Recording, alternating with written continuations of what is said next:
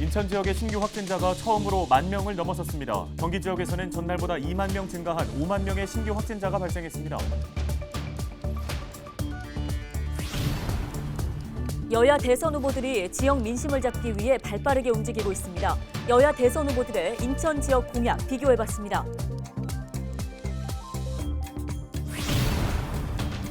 부천의 주택가에 10수년째 폐수영장이 방치돼 있습니다. 이곳에서는 불에 탄 시체까지 발견됐는데 지역 주민들은 불안에 떨고 있습니다. 지역화폐 인천 이음 가입자가 227만 명을 돌파했습니다. 배달 이음 등 골목 상권 상인들을 위해 활용폭을 확대하고 있는데 시민들의 호응이 계속되고 있습니다.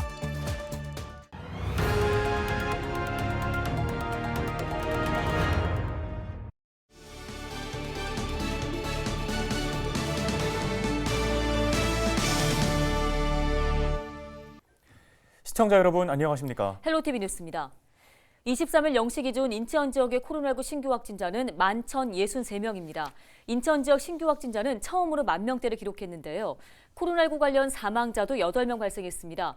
인천 지역 재택치료자 수는 41,263명인데요. 인천 지역 감염병 전담 병상 가동률은 38.9%, 중증 환자 전담 치료 병상 가동률은 25.4%입니다. 23일 0시 기준 경기 지역의 코로나19 신규 확진자 수는 53,532명입니다. 경기 지역 신규 확진자 수는 하루 만에 2만 명 넘게 늘었는데요. 부천 지역 신규 확진자 수는 3,209명, 김포 지역 2,423명입니다. 경기 지역의 재택치료자 수는 14만 8,445명입니다. 또 경기 지역 중증 환자 전담 치료병상 가동률은 40.6%입니다. 네, 다음 소식입니다. 대선이 이제 코앞으로 다가왔습니다. 여야 대선 후보들은 지역 민심을 잡기 위해서 발빠르게 움직이고 있는데요. 여야 대선 후보들의 인천 지역 공약을 비교해보는 시간 갖겠습니다. 네, 취재기자 연결해 보겠습니다. 자, 이재필 기자, 먼저 더불어민주당 이재명 후보의 인천 지역 주요 공약부터 정리해 볼까요? 먼저 이재명 후보의 인천 지역 주요 공약 살펴보겠습니다. 이재명 후보는 먼저 GTX-D Y자 노선 추진을 공약했고요. 송도 바이오 클러스터 조성을 바탕으로 인천을 글로벌 백신 허브로 성장시켜 나가겠다고도 약속했습니다. 그리고 경인선 및 경인고속도로 지하화, 수도권 매립지 갈등 해결을 공약했고요. 국가 맞닿은 인천을 남북 평화 경제의 중심으로 그리고 나아가 국제협력의 관문으로 발전시킬 것도 약속했습니다. 그 GTX-D Y자 노선의 경우 인천시와 인천 지역 주민들이 강하게 요구해왔던 사안이죠. 당초 경기도지사로 재직 중일 때 그 김포에서 계양과 부천을 거쳐 서울을 지나 하남으로 연결되는 안을 제안했던 적이 있었는데 여기에 인천의 안을 더한 Y자 노선을 최종적으로 공약에 담았습니다. 특히 이재명 후보의 경우 기초지자체별로도 공약을 발표했는데요. 그 부평 지역의 경우 GTX-B 조기 추진과 삼보급단 이전 부진의 녹지 공간 조성, 일신동 항공부대 이전 적극 검토 등을 공약했고요. 그리고 계양 지역의 경우 서울 지하철 2호선 청라 연장 적극 검토와 계양 테크노밸리 글로벌 혁신 밸리 조성 등을 공약했습니다. 네, 알겠습니다. 이번에는 국민의힘 윤석열 대선 후보의 인천 지역 주요 공약도 좀 짚어주시죠. 네, 윤석열 국민의힘 대선 후보의 인천 지역 주요 공약입니다. 그 GTX-E 노선 신설을 공약했고요. 마찬가지로 GTX-D Y자 노선 추진을 약속했습니다. 경인선 및 경인고속도로 지하화와 수도권 매립지 대체지 조성도 공약했고요. 제2인천의료원 설립도 약속했습니다. 그리고 여야 후보들 간 겹치는 공약이 많죠. 지역의 수건을 바탕으로 공약을 결정했기 때문에 그렇습니다. 먼저 GTX-E 노선 신설 공약 살펴보면요. 영종과 청라, 검암을 거쳐 김포공항과 구리, 남양주를 잇는 노선입니다. 여기에 공항철도와 서울 9호선 직결로 서울의 진입성을 높이겠다고도 공약했는데요. GTX-D 역시 기존 인천시의 안대로 Y자 노선으로 추진하겠다고 약속했습니다.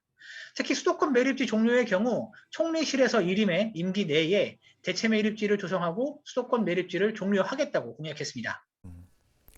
네, 끝으로 국민의당 안철수 후보와 정의당 심상정 후보의 공약도 정리해 볼까요? 네, 먼저 안철수 국민의당 후보입니다. 수도권 매립지 종료 공약했고요. 송도 바이오 클러스터 조성과 감염병 전문병원 설립 약속했습니다. 경인선 및 경인고속도로 지하화 그리고 영흥화력발전소 조기 폐쇄 공약했는데요. 특히 경인고속도로 지하화의 경우 필요하다면 특별법을 제정해 정부에서 사업비를 지원하겠다고 강조하기도 했습니다. 다음은 심상정 정의당 대선 후보의 인천 지역 주요 공약입니다. 인천 중심의 동아시아 그린동맹 구성과 서해 5도 평화경제협력지대 조성을 공약했고요. 수도권 매립지 2025년 운영 종료와 영흥화력발전소 조기 폐쇄 약속했습니다. 그리고 제2인천의료원 건립 공약했는데요. 심상정 후보의 인천 지역 공약은 국가 맞닿은 특성에 맞춘 평화 정책이 핵심입니다. 특히 북한을 포함한 동아시아를 녹색 평화협력 공동체로 조성하겠다는 계획인데 그 중심에 접경 지역인 인천을 놓겠다고 강조했습니다. 예, 인천 지역의 표심이 어디로 향할지 궁금해지는데요. 지금까지 보도국 이재필 기자 연결해서 각 당 대선 후보들의 인천 지역 공약 정리해봤습니다. 다음 소식입니다. 10수년째 방치된 건물에서 화재가 발생하기도 하고 또 불에 탄 시신까지 발견된다면 인근 지역 주민들은 어떤 기분이 들까요? 그러니까요. 듣기만 해도 좀 오싹한데요. 사실 안타깝게 우리 지역 도심 한복판에서 벌어지고 있는 실제 상황입니다. 보기에도 좋지 않고요. 안전사고 발생 우려도 있다고 합니다. 네, 개인 사유지라는 이유 때문에 이렇다 할 대책이나 또 관리를 네. 할 만한 규정이 없는 상황이라고 하는데요. 현장 취재했습니다. 이정아 기자입니다. 부천 펄벅 무지개길 인근입니다. 주택가 그리고 사람들이 오가는 잘 정돈된 길을 사이에 두고 낡고 허름한 수영장이 자리해 있습니다. 건물 외벽의 페인트 칠은 모두 벗겨졌고 곳곳에 잡초가 무성합니다. 10여 년 넘게 사람들의 발길이 끊긴 건물에선 을씨년스런 적막감마저 감돕니다. 인근 주민들은 불안감을 호소합니다. 혐오시설이죠. 이 보기에도 뭐 빵카 같은 아주 그 미관상 아주 좋지도 않고 또 우범지대가 될 수가 있어요. 좀 깨끗한 거 공원화를 한번 했으면 그런 바람이죠. 이곳은 1970년대 중반 부천 유일의 수영장이 있던 곳입니다. 2만여 제곱미터 부지, 산을 끼고 꽤 넓게 자리 잡았던 수영장의 흔적. 과거 시민 여가 공간으로 활용됐지만 사람들의 발길이 뜸해지며 지난 90년대 중반 문을 닫았습니다. 3년 전엔 건물에서 화재가 발생했는데 불에 탄 시신까지 발견되면서 인근 주민들을 불안하게 만들었습니다. 이렇다 보니 한때 인터넷상에서는 공포체험 명소로 이름을 알리기도 했습니다. 저녁에는 안 나오니까 그래서 그전에 거기서 사고 한 번 있어서 저거 하고 나와서 서먹하죠. 우리는 이른 시간에 하지 않지 그렇게 늦은 시간에도 안 하고. 하지만 해당 부지는 채용용지로 등록된 개인 사유지입니다. 소수의 업체들이 건물 일부를 창고로 임차해 사용하고 있지만 이렇다 할 개발 계획은 잡힌 것이 없습니다. 다 알아요. 부천 임대로 쓰고 있는 사람이야. 부천시하고 관계없죠. 여기 개인 사유인데 뭐. 누가 저기 뭐 매입을 해가지고 뭐 개발하든가 해야지. 지역 주민들은 오래전부터 해당 부지 개발을 요구하고 있습니다. 지난 2007년에는 부천시의회 회기 안건으로 상정되기도 했습니다. 당시 회의록을 뒤져봤습니다. 인근 다문화센터 건립을 촉구하던 주민 4,800여 명이 부지 매입을 요구하는 민원을 넣어 협의 과정이 있었지만 매입 금액과 토지 활용 목적 등을 놓고 의견이 엇갈리며 결국 무산됐습니다. 오랜 기간 활용 방안을 찾지 못한 채 10수년의 세월이 흘렀는데 부천시는 올해 해당 부지에 공원 조성과 함께 도시계획 용역을 준비 중입니다. 소유자가 요구하는 게 부천시가 제시할 수 있는 것보다 너무 격이 커서 결렬됐거든요. 한 2년 동안 협상하다가 그 도시계획 변경 사전 협상이라는 제도를 운영해서 해줘요. 도시계 시설이기 때문에 시설 폐지를 하면 이제 그 자연녹지 지역에서 허용되는 용도로 개발이 가능해요. 부천시의회 한 의원은 해당 부지는 장기적으로 펄벅 테마파크와 관련한 실시 설계 용역이 진행될 예정이라며 지난해에도 토지 소유주와 활용 방안 등에 대한 논의가 오간 적이 있다고 전했습니다.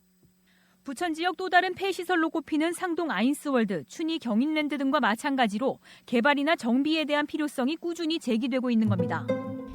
한때는 나들이 객들로 붐볐을 자리가 오랜 세월 방치돼 쉽사리 손댈 수도 없는 도심 외곽의 사각지대로 남아 있습니다. 헬로티비 뉴스 이정아입니다.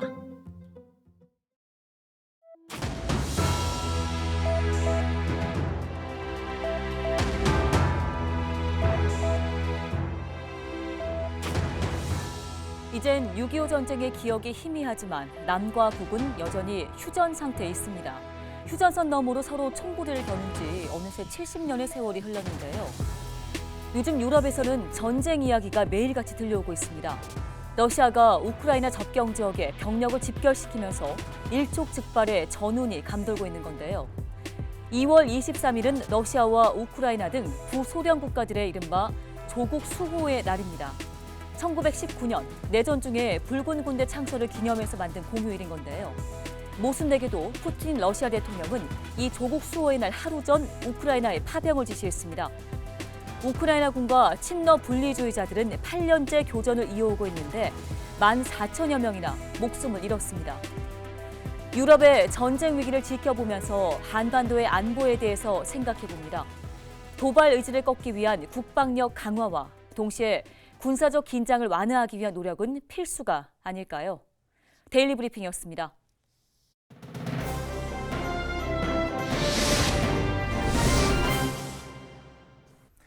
네, 다음은 키워드 뉴스입니다. 오늘 살펴볼 첫 번째 키워드는 인천 이음인데요. 지역화폐 인천 이음을 이용하는 가입자가 227만 명에 이른다는 소식입니다. 자, 인천시의 인구는 약 300만 명인데 이 인천 인구의 3분의 2 이상이 인천 이음을 사용하고 있다는 얘기겠죠.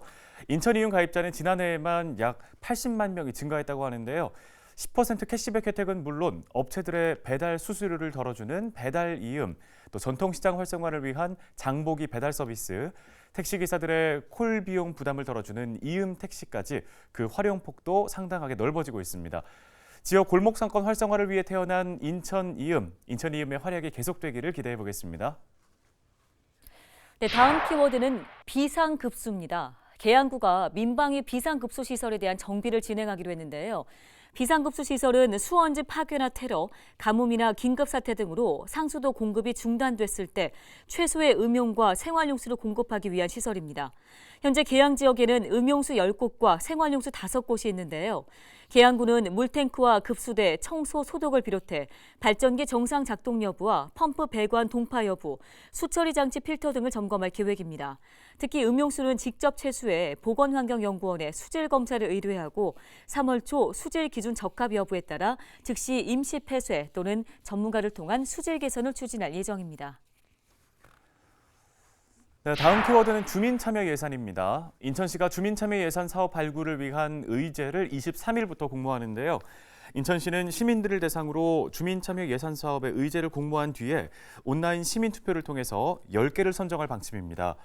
의제는 시민 편익을 증진하고 또 지역사회의 문제 해결을 위한 주민참여 예산 사업입니다. 공모된 의제는 시민과 전문가 등으로 구성된 협치단의 수기 과정을 통해서 최종 의제로 결정될 예정인데요. 인천시는 올해 주민참여 예산 사업에 500억 원을 투입하기로 했습니다. 네, 마지막 키워드는 마을 협동조합입니다. 부천 원미 지역에서 도시재생 주민 공간 2곳, 이른바 원미 별마루와 원미 꿈마루가 활발하게 운영되고 있다는 소식인데요. 지금은 주민들이 모여서 공동체, 문화활동을 하는 공간입니다. 원미 마을관리 사회적 협동조합이 최근 국토부의 설립 인가 승인을 받으면서 앞으로는 한층 더 활성해질 것으로 보이는데요. 원미 지역 도시재생은 모두 3개의 부문, 13개의 세부 분야에서 사업이 추진되고 있습니다.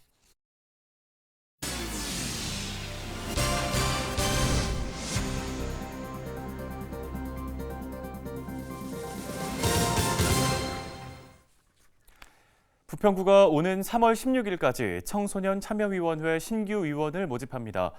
청소년 참여위원회는 청소년 관련 정책 과제를 발굴하고 제안하는 역할을 맡는데요.